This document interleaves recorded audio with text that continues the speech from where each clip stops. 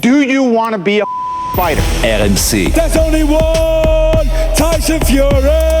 Fighters Club. I'd like to take this chance to apologize to absolutely nobody. Alexandre Herbinet. I am the greatest. Bonjour à tous et bienvenue pour un nouveau numéro du RMC Fighter Club, un Fighter Club qui remonte dans la cage et un peu dans le ring, puisque nous avons l'honneur de recevoir Dewey Cooper, coach de Francis Ngannou chez Xtreme Couture à Las Vegas, pour nous parler du prédateur camerounais avant son retour dans la cage de MMA le 19 octobre contre Renan Ferreira au PFL. Avec moi cette semaine, mon partenaire habituel du Fighter Club, co-présentateur du podcast au bord du ring, coach de pied-point et de boxe anglaise, sa série Baba Versus sur YouTube et commentateur, notamment du One Championship chez nous. Comment ça va, Baba? Salut Alex, ça va super, impeccable. Très content. Ouais, c'est bien, je pense qu'on va avoir des discussions passionnantes. Et c'est un plaisir et un honneur de recevoir donc le coach de Francis Ngannou chez Xtreme Couture, ancien pro en kickboxing, en boxe anglaise et en MMA, Monsieur Dewey Cooper. Hello Dewey. Thank you. Comment allez-vous, French, over here? Oh, hey, real fast, I don't know any French, that's all I know. But you guys' intro, I heard Tyson Fury's voice, I heard Conor McGregor's voice. They said cool things. You gotta get Francis Ngannou saying, I'm the baddest on the planet. We will you gotta get that voice in We there. will change that intro right now. You're right, Dewey. On va parler de Francis Ngannou avec Dewey Cooper.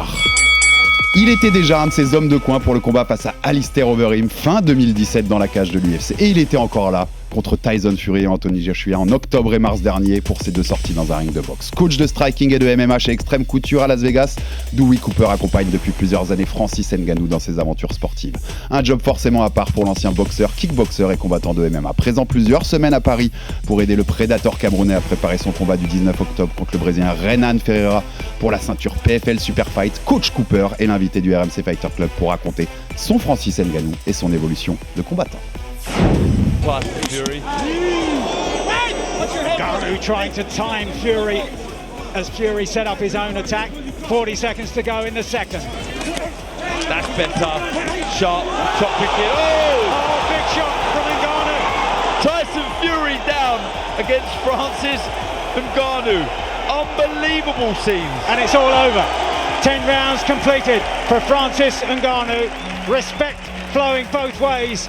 The undisputed heavyweight champion of the world, Francis Ngannou, makes his historic MMA return. I'm the baddest motherfucker on the planet. That's the point you need to put right there.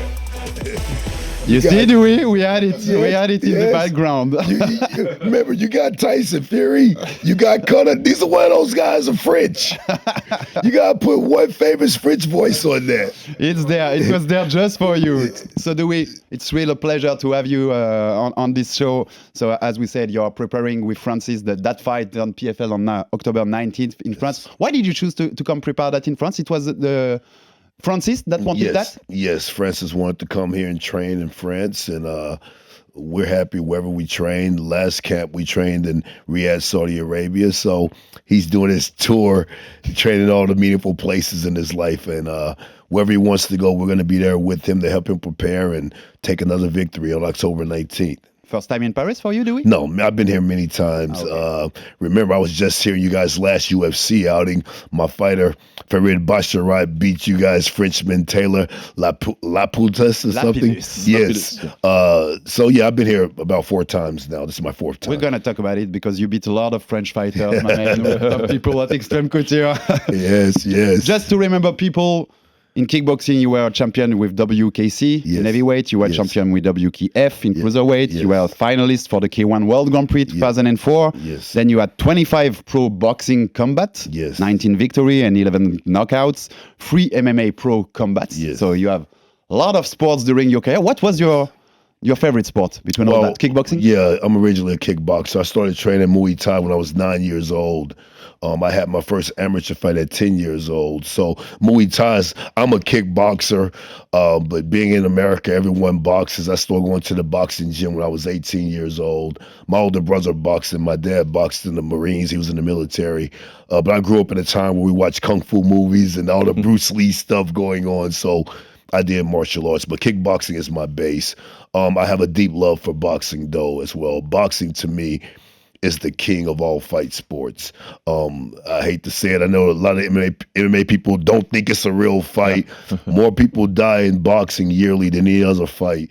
Boxing is very dangerous, and it takes a lot of skill to do it because you only have a few weapons. If those weapons are going wrong, you can't kick their leg, take them down, and submit them. So boxing is a very, very difficult sport that I love a lot nowadays. You're preaching the truth, my man. Yes. I totally agree with that. Yeah. Baba, of course, do you remember a little Dewey Cooper as a kickboxer? Oh, I remember all of it actually because I became a fan of kickboxing like in early 2000s. Back in the days was the great era of K1, K1 Las Vegas, K1 in Japan, of course, K1 in France, in Bercy, Jérôme Le Banner, Ciryl Gane, were the great French fighters, but Dutch fighters. But the thing is, like Alex said, you did a lot of different combat sports, right? Boxing, MMA, kickboxing. So like you transitioned and you across different sports. Back in the day when it wasn't a sexy thing to do, Not a lot of fighters were doing this at the time. They were sticking to boxing, sticking to kickboxing, or sticking to MMA. So when approaching Francis' preparation, what was the hardest things to do? What was the focus on his transition? Well, when Francis came to Vegas, it was early 2017. It's funny. I got 2 calls before he got to Vegas. The fighter Forrest Griffin, you guys all know Forrest, UFC champion. He called me and said, "Hey, we have this African fighter coming. You'll be the perfect coach for him because he likes to box." I said, "Okay, cool, no problem. When he gets here, let me know." Then about 3 days later, Stephan Bonner, the 2 guys who made UFC famous, called me, didn't know about it. They called me separately. Stephan called, "Hey, there's this big heavyweight coming to Vegas. I think you'll be the perfect coach for him." So that was crazy, just knowing those 2 guys called me, separate occasions, not knowing about it. And anyway, I was a coach. I was one of the head coaches at the TMT, Mayweather Boxing Club in Vegas, a very famous gym. And Francis walks in one day. Big, strong African guy speaking French. When I first met him, cut the story short.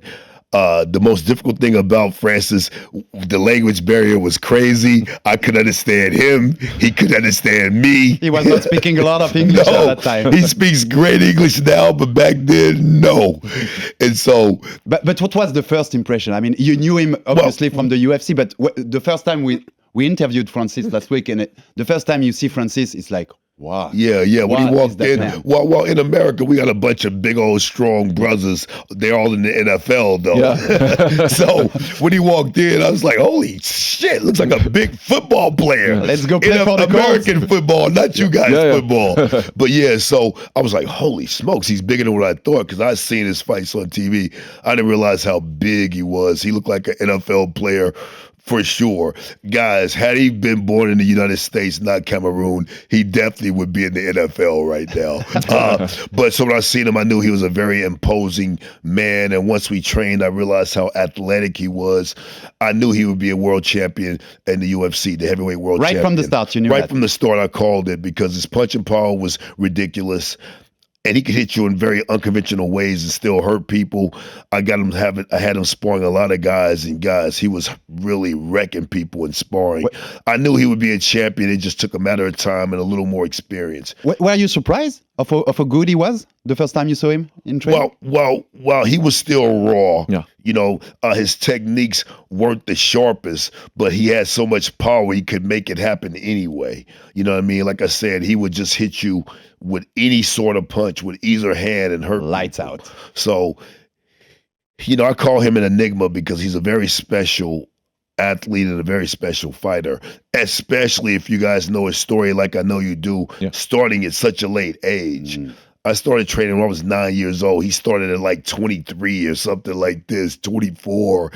That's ridiculous to start fighting at that late of an age and become a world champion and then cross over into boxing and fight the 2 top boxers in the world, your first 2 fights.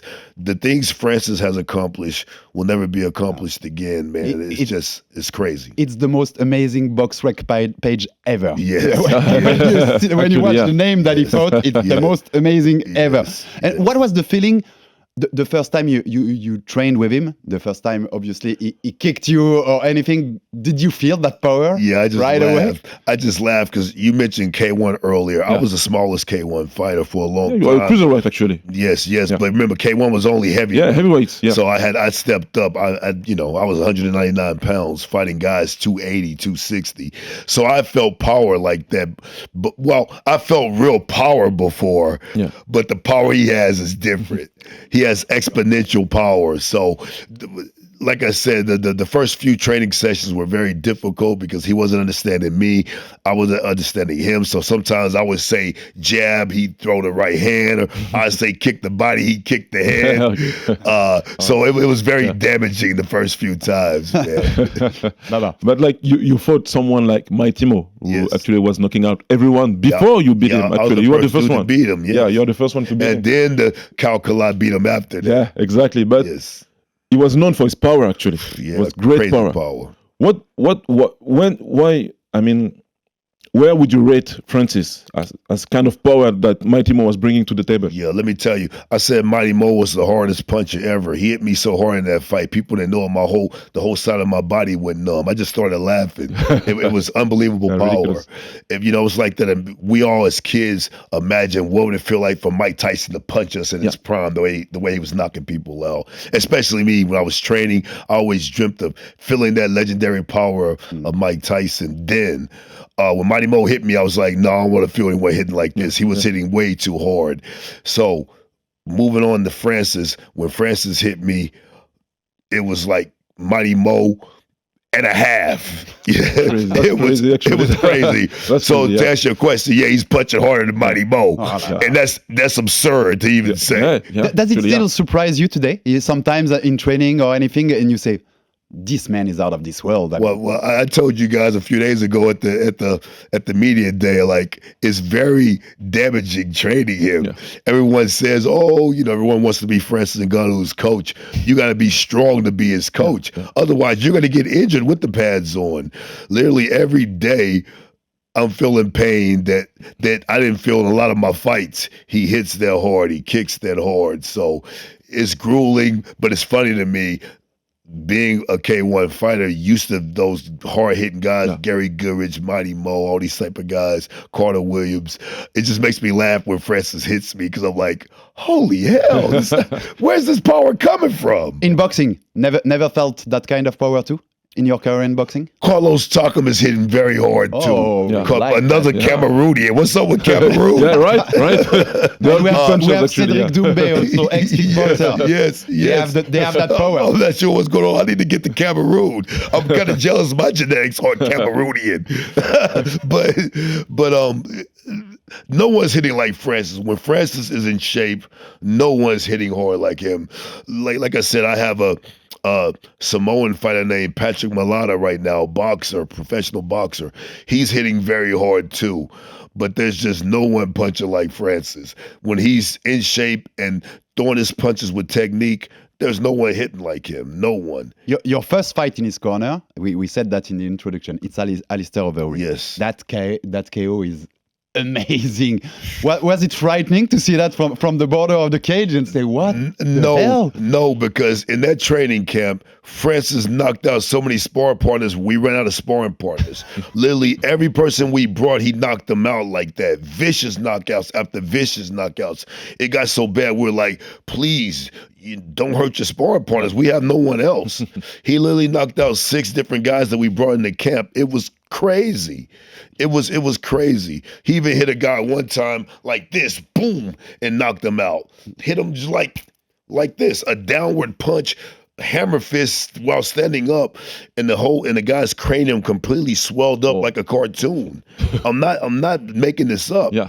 It was freaky. So when he hit Overeem, I knew it was going to happen.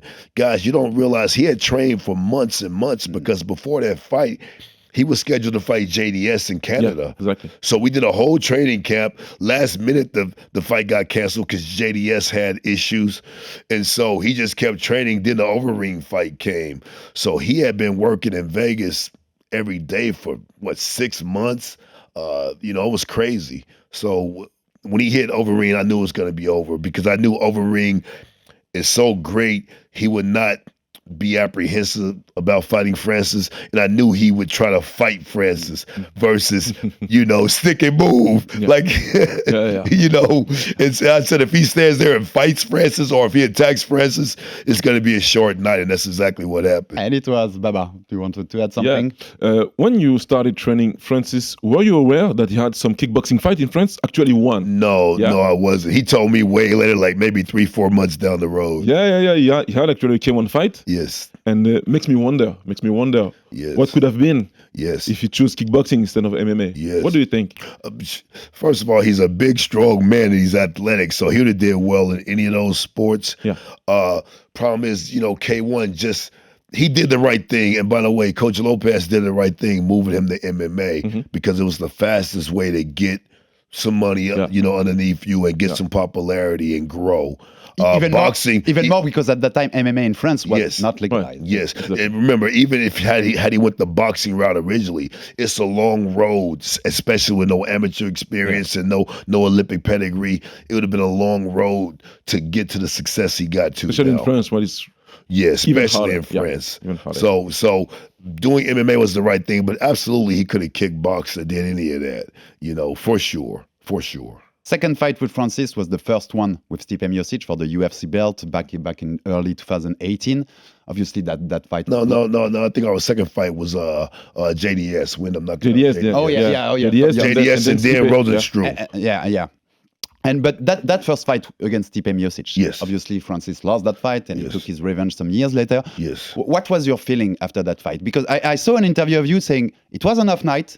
This guy has everything. He will be the champion. Yes. And a lot of people lost What faith. was lacking that night? That's what I mean. Well, he just got tired. The truth and the God's honest truth about that fight,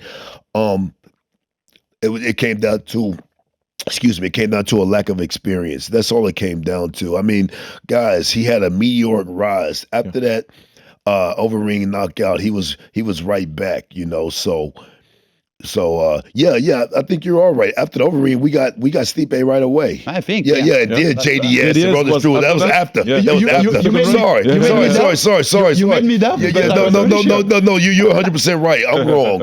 Sorry, but I corrected. If I make a mistake, I'm not afraid to say it. Yes, and exactly what happened after that meteoric knockout, the knockout of the year.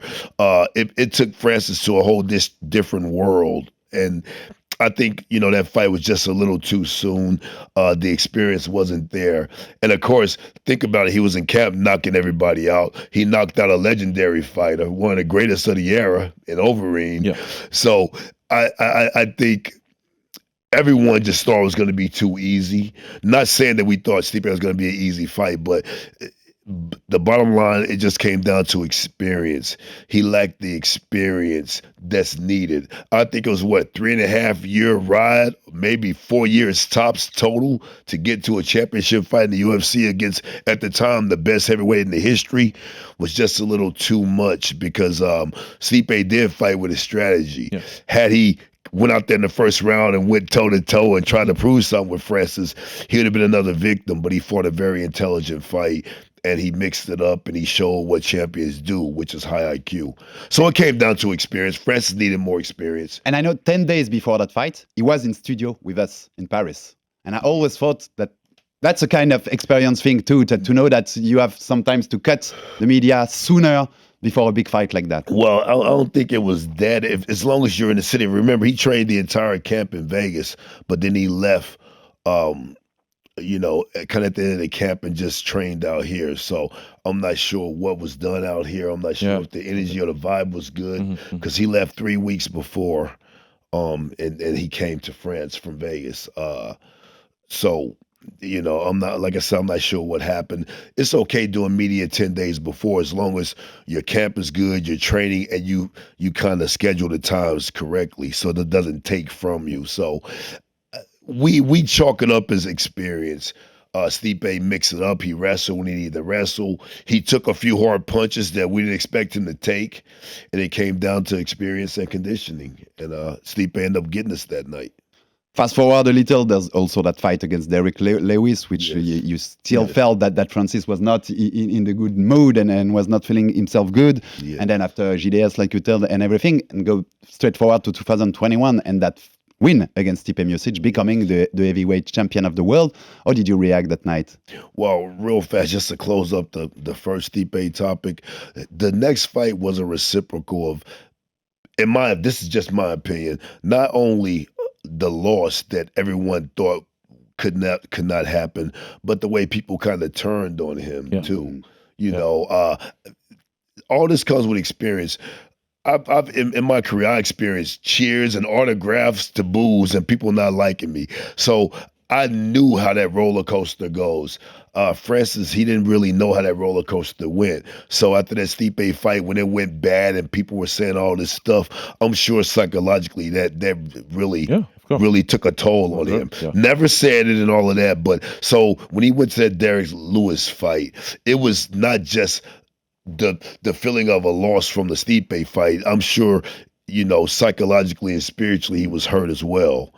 Baba always says it's a short memory. Fans have short memory in those kind of sports. Yes, but until you go through it, like you're a kickboxer, you know, until you go through that, you don't realize how painful it is if you believe it or fall victim to it too much. Yeah. Plus, in kickboxing, you fight way more often. Yes. Yeah. Yes. So you can't dwell on the loss because you're gonna fight a month later. Yes. Maybe 2 weeks later. Yes. Back in your era because you were fighting a lot. Yes. But yeah, in MMA it's different because the fans are newer. They're not as experienced as boxing fans or maybe kickboxing fans. So yeah, that was weird because even in France, a lot of fans actually turned their back on Francis. Like he's not that good. He's not a good fighter. He will never be a champion. Things like that. So yeah, probably it should normally. Plus, he has some issues, maybe starting issues with his old camp now and his old trainer. So when you add all of that, could be a lot. But as we all see, he was able to rebound and then win the title. Yes. And before that fight, now going into the rematch, before that fight, we told the world, look at the interviews, we told the world what was going to happen. I said, Francis is going to smash him. We guarantee it because Francis had evolved, not just as a power puncher or a strong guy. He had a well-rounded game, and psychologically, he was different. You know, I remember when he first got 1 million followers versus the 4 million followers. He was different because, you know, when I say experience, it just doesn't mean the training and the fighting. It means the experience of everything. Globally. Starting to make money, becoming a recognized star, all these things. Guys, he was homeless in France when he first got here. He was way more ready for that rematch. But see, it was everything. And I would love for us to say, oh, we trained them so great, which we trained them great as we could every time. But it was the training, it was the wrestling he did, it was the ground time he put on the mats, and it was him understanding that, man, none of this stuff means anything but what I do and the work I put in. And that comes with experience because when people are glamorizing everything you do and saying you're the greatest ever and all of this, if you listen to them, it could make you a little different. You know, you're making money now. You know, you're driving a nice car. You got your own house. You're taking care of your family in Africa. And then when people turn on you, it's gotta be painful. So in that rematch, though, he was a whole different beast. We told the world what was gonna happen. We weren't worried about the wrestling of Stipe. We weren't worried about anything. He had showed it in the gym. He was grappling guys, taking people down, beating people up. He was a total evolved fighter with a whole different focus, whole different conditioning, and a whole different mind state. Yeah, there was a lot of tools were added at the time actually because he approached the fight way differently. Like in the first one, he was more patient. And the kicks also. The kicks. I know the low kicks. One high kick.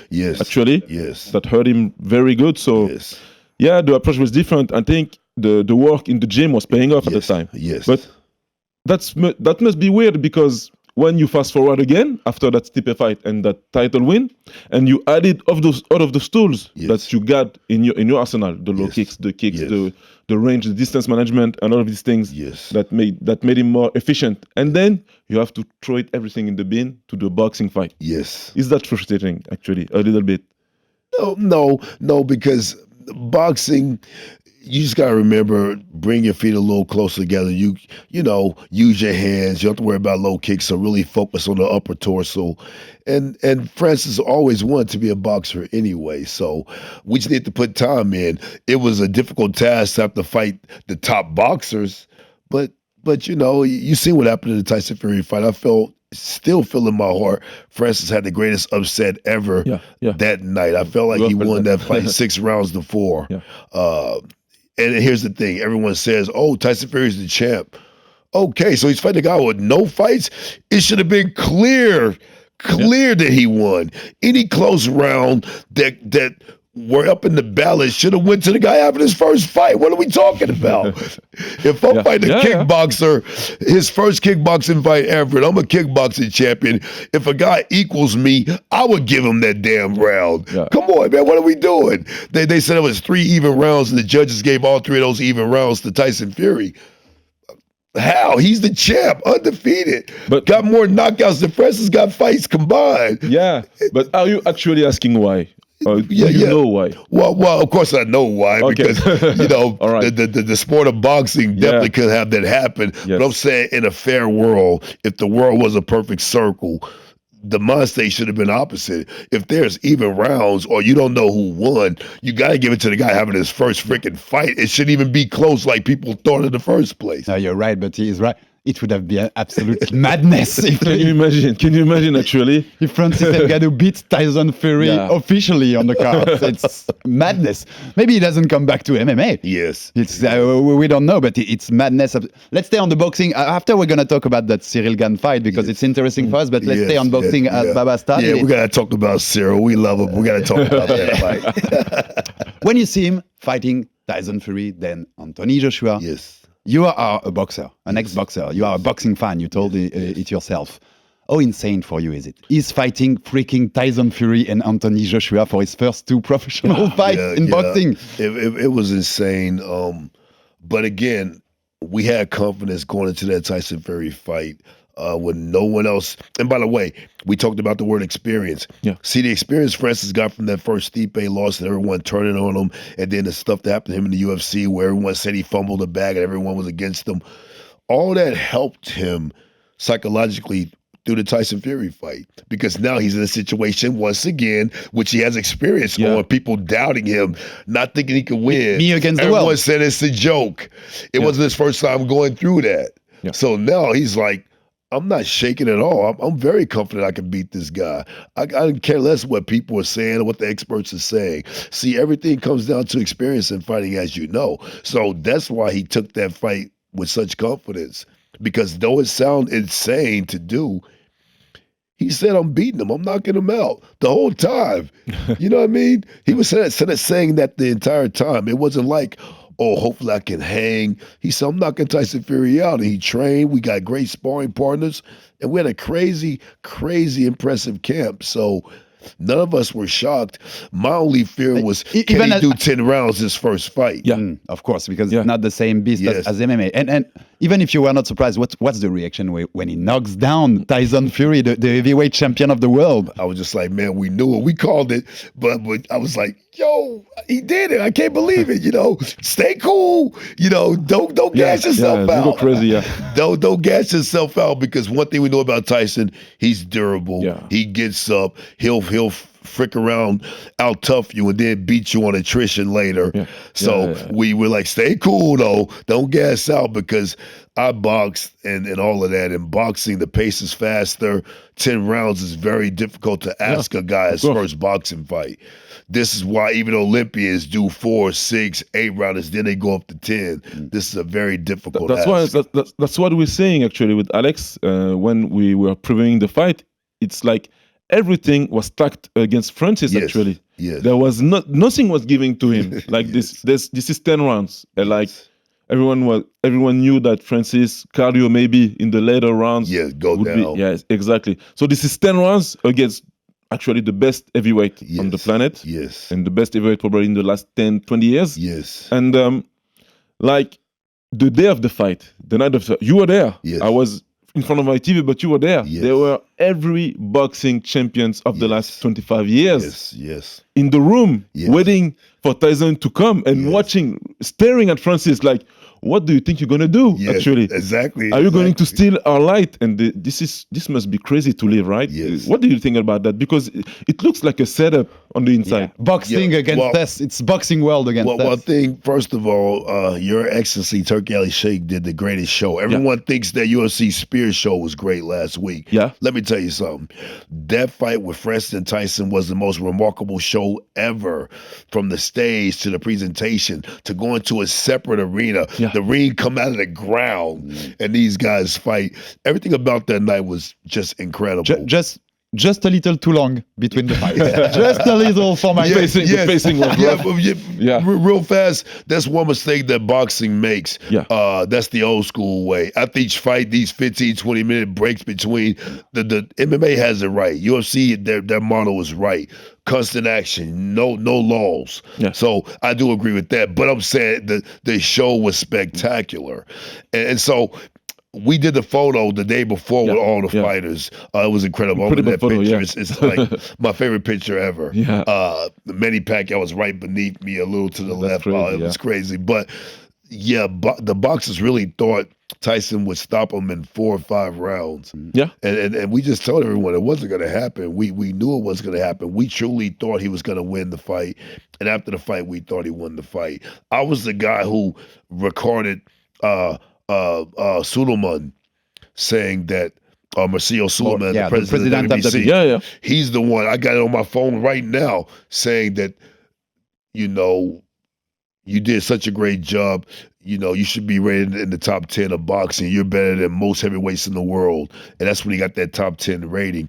I'm the one videoed that on my phone. I still got that on my phone.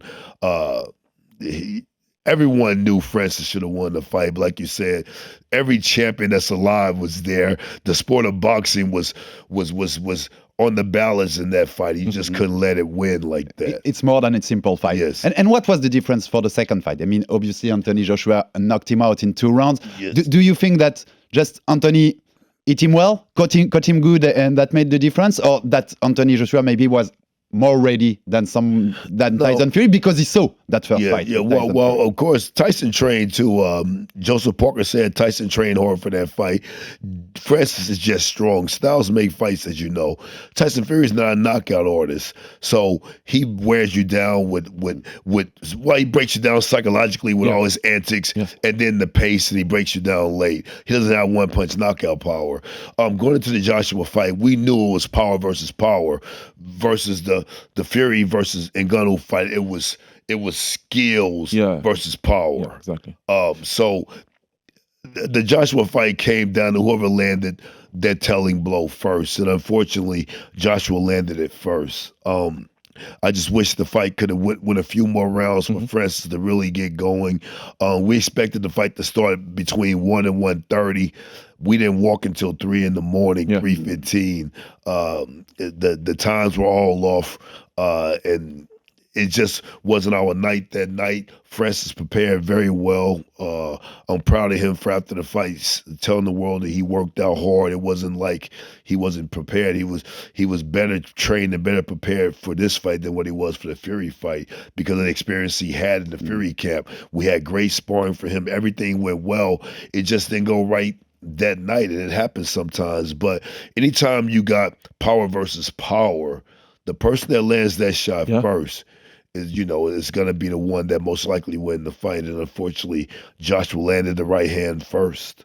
And after that, we didn't get a chance to recover and get it back. Where Fury landed those same right hands early and no effect. Yeah. But that's the difference. Fury's not different kind of boxer. Yeah, he's not the explosive puncher like Joshua. But that's interesting because we don't have much data when an MMA fighter is going to boxing, right? Yes. But the two marquee fights are Conor McGregor versus Floyd Mayweather, and Francis Ngannou versus Tyson Fury at the time, before Joshua. Yes. And this is a slick fighter versus a puncher. Yes. Both times, actually. Yes. And both times, the MMA fighter was able to last at least 8, 9 to 10 rounds. Yes. But I will say that I think Floyd carried. Yeah, he definitely carried Conor. Yeah, and right? here's the difference out of those fights. Remember, Floyd was old out of his prime. Conor was young in his prime. Conor was the bigger, stronger guy. Exactly.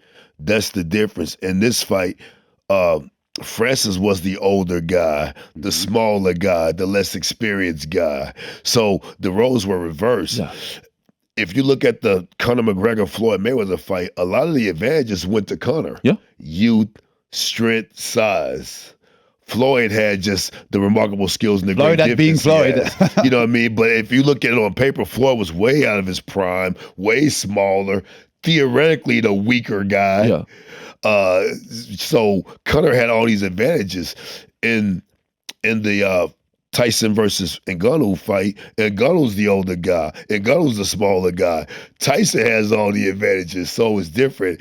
It's not like, Ngannou fought out of his prime, smaller, weaker Tyson Fury. Otherwise, he definitely would have knocked him out. And for sure, Tyson Fury didn't carry Francis No, Ngannou. that's the big really difference. different That's from the big from difference, Conor yeah. Floyd. Yeah. But remember, historically, though, the first fight, Ray Mercer fought Tim Sylvia. Tim Sylvia was UFC champion, and Ray Mercer knocked him out in the cage. So, the boxer wins in the ring sometimes. I always say that the more you go down on the weight, the more the gap is huge between the boxers and the MMA world. If you put like somebody like Pantora against somebody like Naoya Inoue, it's gonna be a short night for Pantora. Yeah, of course. In boxing, it's gonna be a real short different fight. And the boxer is still got the upper hand because that's his sport. Yes. When you see the other way around, because you mentioned Ray Mercer actually. Yes. When he fought Remy Bonjasky, do you remember? Yes, I first remember. kick, right? But see, that's kickboxing. See, that's different. Kickboxing, Ray Mercer. When he fought Japanese fighter too, Musato. Yeah, Musashi. Yeah, same thing. Remember, us kickboxers, that's why I was able to transition to boxing, because we box a lot. The kickboxer does go to the boxing gym and spars with boxers. Yeah. So a kickboxer is more equipped to fight a boxer more so than an MMA guy, because the kickboxer is striking every day, he's boxing every day anyway. The MMA guy is spending half his time doing ground and stuff like this. So they create a culture called MMA striking versus traditional striking too. And that's why in a boxing ring, if you're not a traditional striker, you're not going to do well. The reason why Francis did well against Tyson Fury, he used traditional boxing techniques. Hands up, throwing that jab, looking for the right hand, looking for the left hook. He didn't, he switched stance and stuff, but he wasn't punching and switching and doing a bunch of flimsy stuff, because, a boxer has a sharp eye and sharp reflexes. He will catch you if you do too many flimsy techniques. We have to go back. Time flies. It's amazing to have that conversation, Dewey, but the fight against Ciryl Gane at the UFC. So you beat Ciryl Gane that was going for undisputed. It was back in 2022. Actually, the last fight of Francis in MMA before Renan Ferreira on October 19th. Yes. That was a special fight because in the corner of Ciryl was Fernand Lopez. A rivalry fight. Exactly, which was the first trainer in MMA for Francis Ngannou. Yes. Ciryl was all the hype in the heavyweight division, really fast, really young. He's the new modern heavyweight. Yes. How did you prepare that fight? The fact that Francis switched to wrestling at the third round, was it something that you prepared, or did he adapt on the fly? What is your take on that fight? Francis had been wrestling since we lost to Stipe. That's why in the Stipe fight he was able to sprawl him and reverse the position. So he had that in his arsenal since then. Crazy fight. Ciryl Gane going into camp, the entire training camp, Francis was spectacular. The entire training camp, just like he was against in the Overeem camp, he was knocking people out left and right in training camp, beating people up. He looked spectacular. He was doing a lot of running. He was jumping rope for 40 minutes, stuff like this. I mean, he looked spectacular. I was like, Ciryl Gane's getting stopped in one round, guys. Francis looked better than he ever looked. And then bad luck happened. He blew his knee out 3 weeks before the fight. Very bad injury. You know, myself, Coach Eric Nixick, we all said, pull out of the fight. There's too much on the table. Rivalry matchup. They got the perfect guy who's supposed to be your counterpart to beat you. They claim he beat you in sparring at MMA Factory in Paris. Pull out of the fight. Francis on one leg trained the last 3 weeks of his camp. He couldn't even barely stand up. He was on crutches. And he would train on one leg, and all we did, we just stood there and punched each other because we had, by the way, we had to do it private. We didn't want anyone to know about it. So the last 3 weeks were miserable. Yeah. We literally met late at night at the PI and just stood there and punched each other for 5 rounds because there was nothing to do. You thought he was going to lose because of that? I thought it was a bad fight to take because he was so debilitated. Coach Eric Nixick did too. But Francis straight told us there's no way he's pulling out of this fight. No. Yeah, he's fighting and he's winning. So when Francis said he's going to fight and win, we said, okay, you know what I mean? Let's go. We trained, but he was very bad. He couldn't walk until maybe 8 days before the fight. We're like, what are we going to do? Cyryl's moves good. He kicks the leg very good and all of this. So I never thought we were going to lose because Francis said he wanted to do it. So, of course, we try to be positive. Yeah. But we were very worried because 3 or 4 leg kicks, what is he going to do? Yeah, you did. You know, so I really think, you know, the Frenchmen, I'll say, I think they really overthought it. Ciryl didn't use his leg kick like he normally does. He was so worried about that punching power. Yeah. Sure. You know, Francis came out in knee braces, never wore them before. You know, I can't believe they didn't attack the leg. You know, it was crazy. But to be across from Fernand Lopez, which, you know, I was always respectful and cool to him. I had no issues with him. In fact, I was shocked when the thing broke apart with him and Francis because every time I was around them, everything seemed cool. They only spoke in French, so I never identified an issue. And maybe there weren't issues around me. I don't know. But when everything went loose, it was really sad to me. So going into this fight, it was definitely personal. Francis was injured. He should have pulled out of the fight. He refused to, and he went out there and did it on one leg. The wrestling just came because, you know, he couldn't really strike the way he wanted to. And so he started mixing it up, showing the world that he is a real mixed martial artist and a well-rounded fighter. And we told him going to that last round, quote, take his punk ass down. And he did it, and he got the win. Yeah. And you told about beating Taylor Lapillus with Farid Basharat. Sean Strickland beat Nassourdine Imavov on short notice. You gotta stop Xtreme Couture. You gotta stop beating our French guys. Yeah, well, I have nothing to do with Sean Strickland. That's Coach Eric Nixick. I have nothing to do with Sean. But yeah, Farid Basharat and of course Francis Ngannou. Yeah, we're 2-0 against the Frenchmen. We love you guys. Fair game, Dewey. We love you guys. You know, and hopefully we'll stay undefeated against whomever we fight. No, that's the fight game. We have just 2 minutes left. Dewey, that's amazing to have you. One last question for Baba. One last question for me, Baba. No, that was good to have you there. But I just want to say that during the transition, which is the hardest part of the game, you know, is there something that you wanted to do but couldn't so far, technically speaking? No, he's doing it all. One thing we said earlier, Francis is an athlete. If you show him, if he computed in his mind and know it's something he needs, he can do it. Okay. He can flip and do all kind of crazy stuff to be such a big dude. So he's very athletic. And an athletic person can do anything you show him. Yeah. And Coach Eric Nixick told one thing, I think it was last year. He said after the first fight with Tyson Fury, he said, Francis Ngannou made me rich. Did he make you rich, Dewey Cooper? I mean, Francis always pay us. And, you know, we all got paid well. And we're happy and we're thankful for that. And the man Francis, is it someone, because he's so much aura, so much charisma? Man, Francis, I'm not sure what happened with his ex-coach, but Francis has always been a great, fair guy to me. He's an incredible human being. He cares about people, and he's been nothing but gentle and cool. My impression of Francis is a awesome, completely good guy.